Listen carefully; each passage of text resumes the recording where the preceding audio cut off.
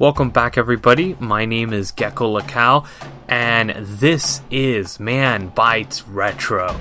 And what we do here, every week there's a new voice that brings forward their favorite person in film history, and we present that voice to you. So please stay tuned for the show. The civil rights movement of the 60s and 70s, led by two amazing figures, and two figures that have been so prominently portrayed in films and in history. But one has been misconstrued in so many different ways and so belittled for what the impact that he did on the civil rights movement. And of course, we're talking about Malcolm X. Or Malcolm Little, his proper name. Although, if you want to say his proper name. But you know that's not a name that he identified with. So. Exactly. We're going to go into this amazing story of this amazing character in film and history with Nisha M., your geek mom. Hey, how are you doing, Louis? Good to be here. Yay! And today we're going to be discussing the points of why Malcolm X is portrayed the way that he was portrayed in the Spike Lee film. And how do you think that he did the story of Malcolm X? Do you think that he did it justice? You're talking about Spike Lee? Yes. Because, I mean, there's more than one hand that he has in the making of the film. Not just in directing, but of course he's also very strong party to the book writing. That's one thing that you cannot not give accolades to Spike Lee for. He does something, he will do something very wholeheartedly and will very much put his all towards the historic perspective, because what he does is usually biopic related, right? And epic. So I feel that you'll always get a very strong historic perspective that's usually on par for what it's supposed to be. Oh, yeah. And to tell the story appropriately, if not more than appropriately. I think he does a fantastic job, and you could tell that this was a passion project of his. Mm-hmm. This wasn't something that he just sat down in the studio and said, Spike Lee, you're going to do this. Technically, Spike Lee wasn't even supposed to direct this film. Mm-hmm. He stole it from the director and said, I want to make this film. Okay. And he literally had like a group of people that were prominent figures in the African American community, and he said, I have the support of all these people. Let me make this film. And he took it from the hands of that other director, and he said, I'm going to make this film my way. And the studio gave him kind of pretty much exceptional freedom in a film that was this scope, because originally he was going for like almost a 4-hour epic, and the studio said, no, I don't think so, guys. Let's reel it back in a little bit. And he's like, 2.5 hours? And then the studio's like, no. And he's like, well, the least I could do is 3 hours. That's it. That's the least we could do. So it ends up being about 3.5 hours long. And let me tell you, though, the film doesn't feel like it is It doesn't. It doesn't feel that long. It feels like it flows correctly. There's nothing that's exorbitantly missing, and the pacing of the film is just excellent. It builds the character of Malcolm X from the beginning to end, and you could see his journey in this film. And you see the journey of a man that's genuine, someone that is real, someone that actually accepts his faults and accepts who he is and how he grew as a person. Well, they're not embellishing his character or his personality. They're very open and honest about it. And you are also getting... and again, I'm going to go back to the original statement. I don't know. He was given license to use, to create the film as a director and as a co-writer. But didn't the original director also stay on? No. No, not at all. Completely I was trying to look back in history and see if I can remember that. But, I mean, you're talking about a film. First of all, for Denzel to be on board, which he believes very strongly in Spike Lee, and they have a very strong partnership. I know that film had to have been par, because he would never take part in it otherwise. Yeah. But Malcolm X is literally Malcolm's story. It's not the story of the rise and the fame and the fall. No. It's not like that. Like you know how we get sensationalizing of these of activists and social movement warriors in this world. In this case, we actually had a true story where we learned to understand who Malcolm X was, his relationships, his relating to himself, which I thought was pretty incredible because he was wise enough to make changes in his own personality and in his own choices as he went on through his life. And he allowed himself and he admitted failure when he did fail. And he said, I was completely wrong. When he came back from Mecca, I think that's one of the most poignant scenes. And I'm like, wow, he's literally making not just a statement to his friends and family, he's making a public statement saying that I was wrong. What I said before was not the way it should be. And he retracted what he fought hard for before going to Mecca. Because he became, he followed the faith of Sunni Islam, which is, I am from an Islamic background as well, and Sunnism is a non-violent form, and actually probably, I don't want to get in trouble, but probably the quietest, the calmest, and one of the most genuine ways to express this faith. So that's it's a great observation that after he went to Mecca, that he is reborn in a sense, and his thinking is restructured. Yeah. So they definitely portray that. Yes. Absolutely. Yes, they do. And it's one of those films that now watching after in a post 9/11 culture, you could see the difference in dialogue. And even back then, because this was post World Trade Center bombing. So that was already a major thing already, and that the whole terrorist and all that stuff was verbiage that was out there in the world, and he didn't touch it in any way. He didn't make it political.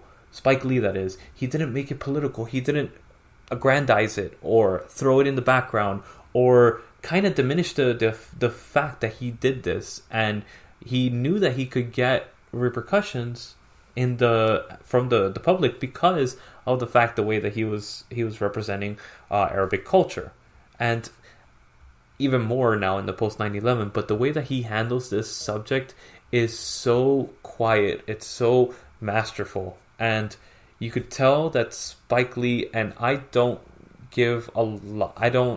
enjoy a lot of the Spike Lee movies, but this film is a masterpiece in filmmaking because of the character building, the way that he actually analyzes how Malcolm X grew from each point to each point. So just a clarification again, I'm sorry. The film was actually, it came out in 1992. Yes. So 9/11 is 2001. Correct. So you're, but the bombing you're talking of about the World Trade Center you're talking about the correlation of the story, because the film came out in 92, so it's 10 years prior. But the bombing was in 91. No, 2000. No, the bombing. You're talking about the original. Yes, the original bombing. You had to clarify that for me. I was like, which one are we talking about? Unfortunately, yes, you're talking about two different things. You're talking about the one underneath. Yes. Yeah, I actually still lived there when that happened. So yeah, that was a huge thing back then, and that was only a year. That was while they were filming this. Clarifying in case anyone was wondering, because you have a different generation of listeners, and so to be fair, not everyone would understand that there had been two incidences, 2 attacks, and that the main, of course, one was 2001. But so I was there. My brother's actually on site when that happened in 91. Wow. So, but you see the impact that it could have on people that have already had that mentality input them in there, and the way that he tackles the subject, it kind of, he diffuses that subject by the way that he masterfully portrays this character, Malcolm X, coming back from Mecca and learning that he doesn't want to be violent. He wants to be peaceful and completely peaceful. Before he had that peace mentality, but he always he still had that to administer it. Exactly. He also had that for lack of a better word, that gangster mentality of like, let's do this way. And it had to be a little bit more aggressive than the ways when he came back from Mecca. And I think a lot of people, they see Malcolm X and they think Black Panthers. It has no correlation whatsoever, and I want to diffuse that 100%. And this film diffuses that whole belief. Well, basically, because they tainted him. It's well written in the sense that if you want to understand logistically, historically, and timeline chronologically what happened and who was associated with the actions and the actionables in Malcolm's life, then that's what you're going to get with this film. Yeah. Because you're getting it very well stated, which is why I think it was successful in terms of Spike Lee films, because you're not looking at a 360-degree perspective of how how Malcolm's relating at the time with the Nation of Islam was affecting 7 other things. It was well laid out and very well progressed. So we understood the movement of him. So I have this philosophy that a lot of times people in this world, not a lot of times, most of us, me included, so let me just go ahead and throw my hat in. What will happen is we either follow a herd mentality or we follow a mentality of moral absolutism. A lot of time we believe that morally and ethically we have to follow a principle because that principle is a good one. And it may be the best principle in existence, but our choices and how we perform actions then are based on a herd mentality or how we are prodded or taught to believe. Yes. And then we have to undo that. And that is what he gave us. He gives us the reality of, here in my early life, Malcolm, I am living in this life because I believe in this principle and I want this beautiful outcome, and this is how it has to happen. And he changes himself not once, not twice, but like 4 different times. That's the thing. He changes. He goes through metamorphosis, and you're getting the transition. And that, for me, we get a portrayal of what life really truly is. We're supposed to go through those transitions. We're supposed to make the mistake, learn from it, wake up and go on and make the next one. And we get to see that. And again, that's another success in the film. Yes. From what you're saying and what you're agreeing with, is that we get to see an actual person. A human progress in his life. Yeah. To get to some place that was very meaningful and very purposeful. And of course, if we had had the opportunity for Malcolm to have continued existing, I can imagine life would have been better. I could see them working together, MLK and him, and that would have been a power team. That would have been something completely different if he wouldn't have gotten into the feud that he did with his mentor. And honestly, if it wasn't for that, we would have had a lot more of Malcolm X, because that was his downfall. He fought Chicago style, and Gangsta. when you do that, he was very direct and very open about addressing things. And he was a very honorable person, and if you dishonor him, then he writes you off 100%, and he will not respect that person any further. And that is one of the things that he did, and then he in turn disrespected somebody else, and it just snowballed from there. And it created this avalanche of things. Even though he didn't do any political action against the person, he disrespected him by going and learning something different and progressing as a person when that person was stale and not progressing whatsoever. Do you think that was the core and the crux? I mean, I don't want anyone for that to be the takeaway, that you can't progress for fear of your life, but no, because that was a different time also. Of course. And that was a different situation. This particular situation, the way that he learned was through violent acts. But that's what going back to the mentality, because at the time you had to follow a movement in order to find change. Yeah. And it was a constant between pacifism and violent random acts. so to be able to affect social change. Yeah, and his biggest thing was completely contrary to Martin Luther King. He actually said, no, there is no way that the what do you call it, African community and the American community could live together. If we split up the two communities and we completely, not segregate, separate, which is completely, yes, it is completely different and it is not the same thing, then we will finally find peace. Because the African Americans, quote unquote, air quotes on that one, according to Malcolm X, doesn't exist. There is no persona. There is no identity for them. And the way that he saw it, the only way to fix that is by finding themselves. And the only way to find themselves is to separate themselves from American culture.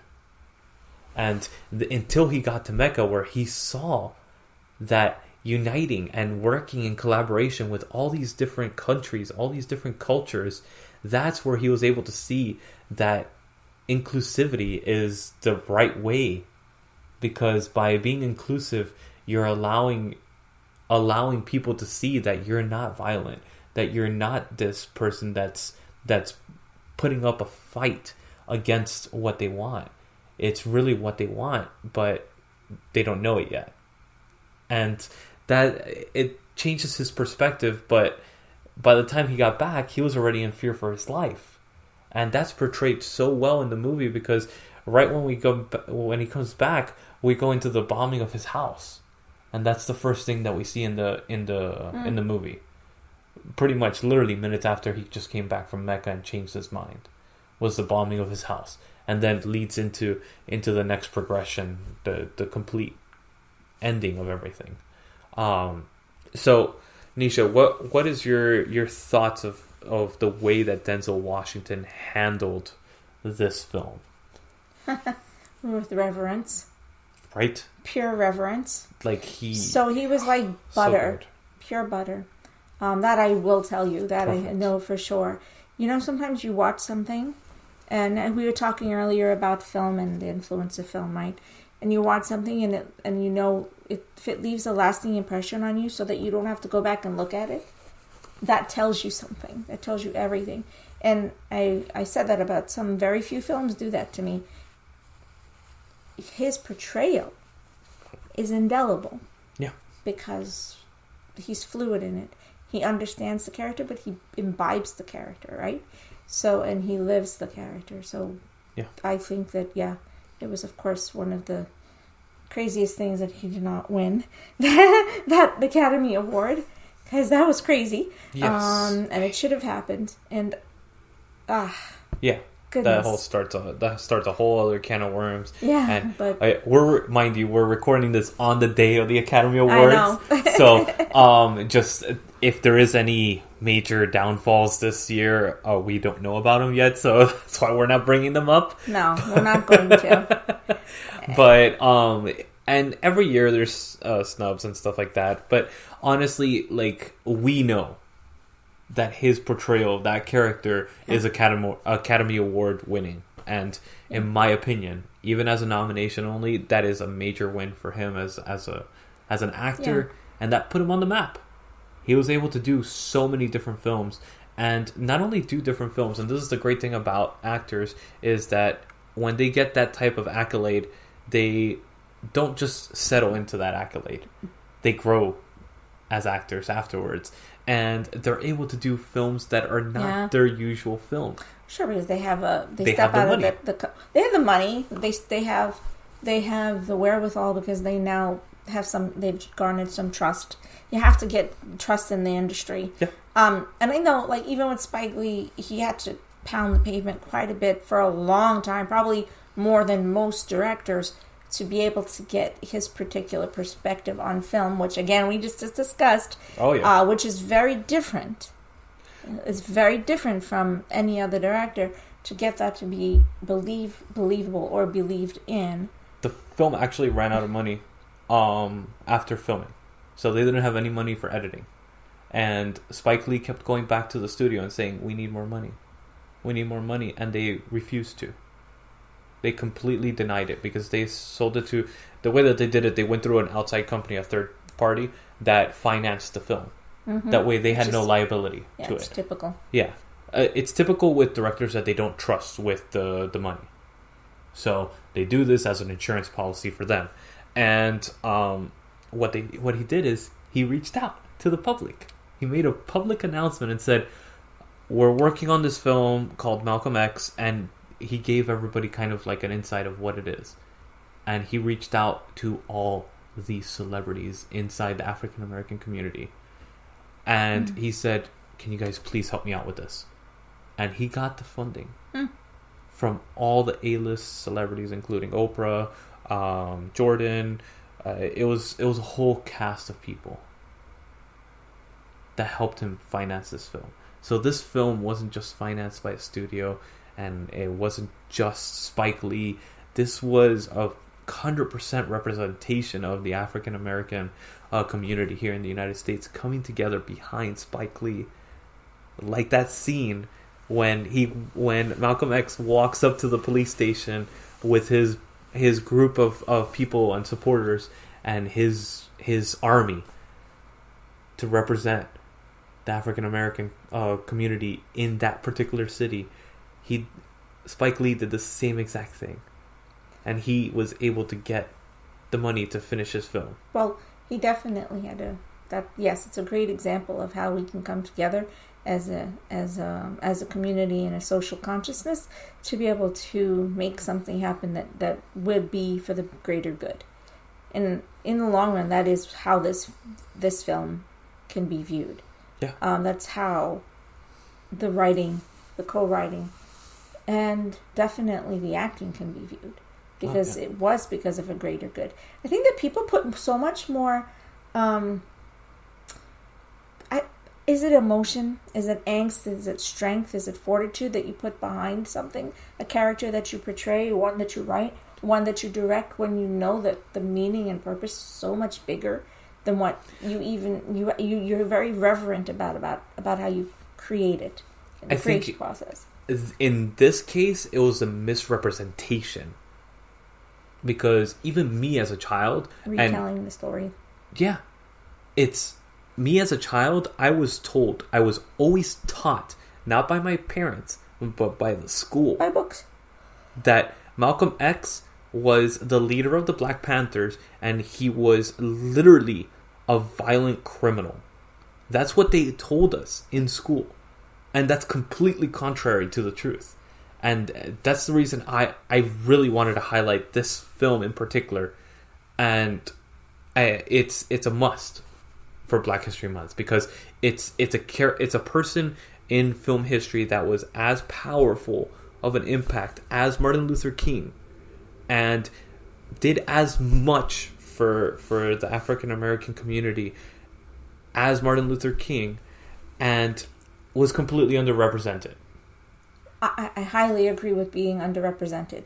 I am certainly not a Black history representative or historian. So correct. While I definitely want to say that I agree with you, we may be not perfectly on par with our knowledge. So please forgive us if we're saying anything. We're just very passionate about the film and believe very strongly in the message. And I do actually very much believe that that we did not know who this man was. Exactly. Because we were not told to know who this man was.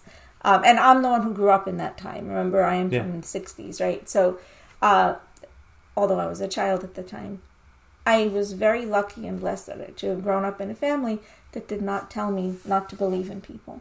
It told me to believe in the betterment of man, and in that man inherently has a positive purpose for what they do, and to look at it before you judge what they do. And being in New York, of course, we're in the thick of things. So it's interesting. I think generationally, it would be interesting to take a look at the influences of this film.